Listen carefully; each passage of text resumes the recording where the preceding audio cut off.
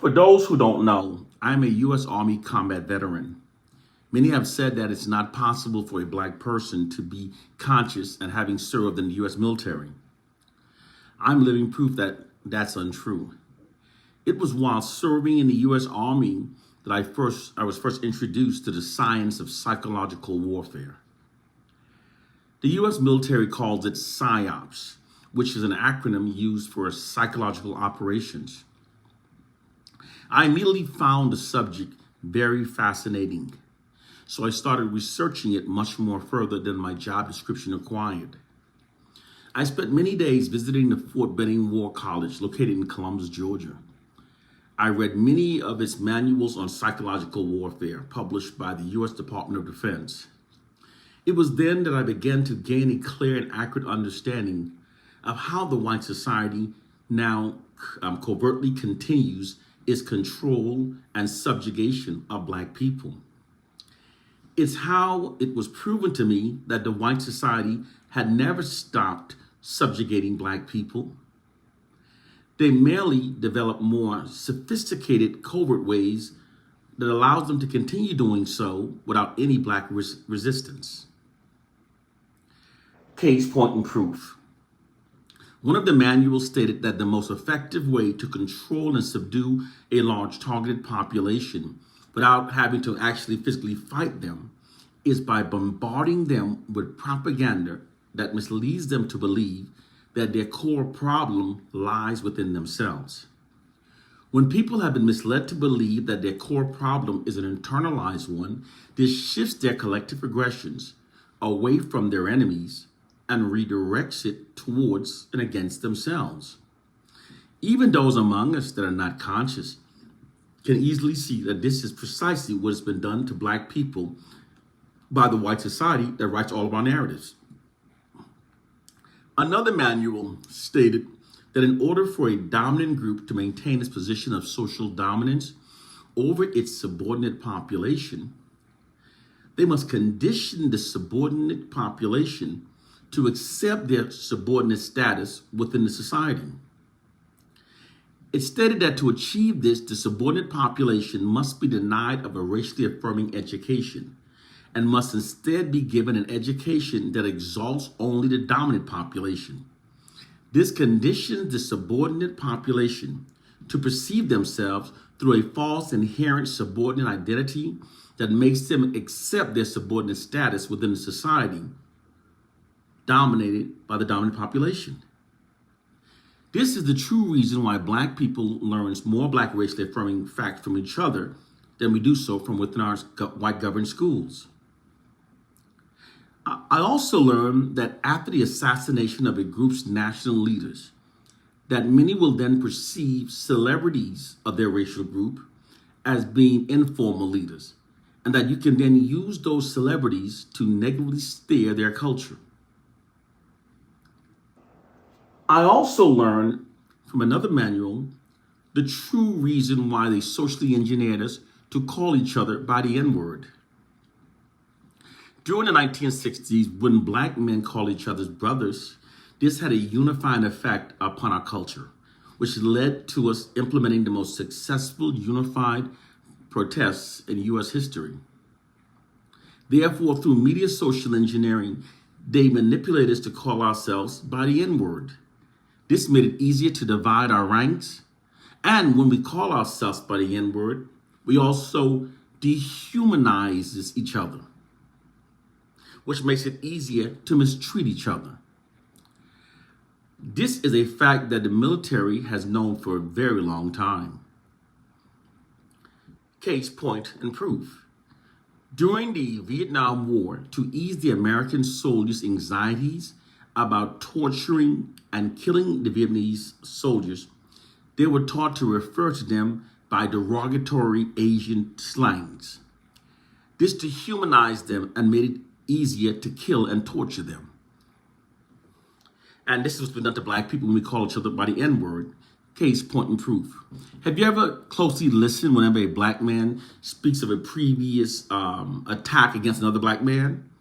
As he presents the detail of the attack, he will say, I hit that N, I kicked that N, I shot that N, etc., N-word. The N word is actually being used to dehumanize the other black man. But if you ask the speaker to retell the details of the attack against the other black opponent, but replacing the N word with the word my brother, he will then become psychologically, he will struggle to retell the story. The more brutal that his behavior was against the other black man, the more difficult it becomes to tell the story without dehumanizing his opponent. The white prison industry is filled with black men that easily kill another black man because they perceive them as being nothing more than the N-word. Furthermore, during the Iraq War, I was an infantry sergeant. Upon arriving in Iraq, my unit encountered a PSYOPs unit. As again, I said PSYOPs means Psychological Operation Unit.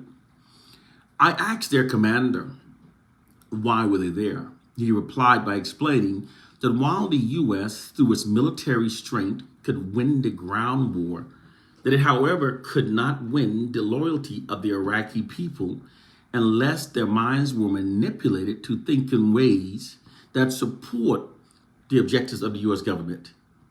To meet that objective, the U.S. military took over all of the Iraqi major media outlets and started inundating them with propaganda designed to manipulate their minds to think in ways benefiting the U.S. The U.S. even replaced their school textbooks with those written by the U.S. The official reason given for doing so by the Pentagon official was that we were merely removing all mentions of Saddam Hussein from his curriculum. But the truth is that the students were being miseducated to think in ways that makes them more accepting of the U.S. invasion and occupation of Iraq.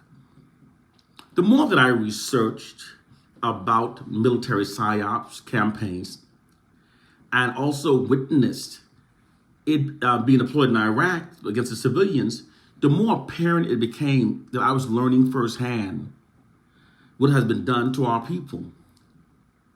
The U.S. was following the same blueprint of what was successfully done to we Africans. The similarities were too great for me not to have made the connection. I literally felt like the spook who sat by the door. I know for many of you that reference, you're too young for that to understand that reference.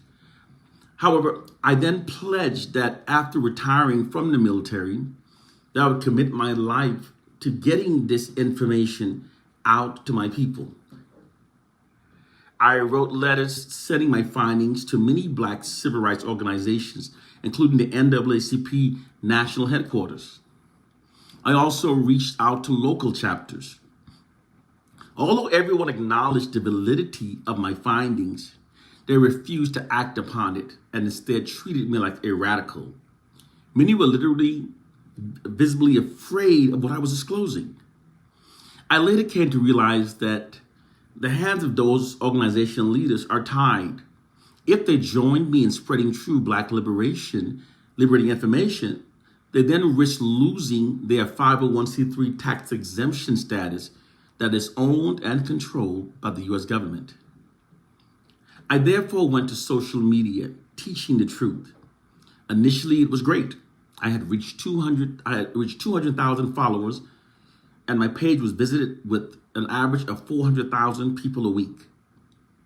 That page was eventually shut down, and all of my pages that followed are heavily shadow banned. I'm not complaining. I'm just sharing because I know that when you're making it rain truth, that you have to accept all the mud that comes with the rain. In spite of being heavily shadow banned, I keep posting the truth nonetheless. Because when the truth is repeated, it will eventually prevail over lies. This is because the truth has a vibrational frequency that's more powerful than any lie. And once a mind has been expanded to a greater radius by learning the truth, it can never return to its original smaller dimensions because the truth won't allow it to. Once the truth has been seen, it cannot be unseen. Therefore, the truth is literally like a virus within a system of white supremacy that sits upon a throne of lies.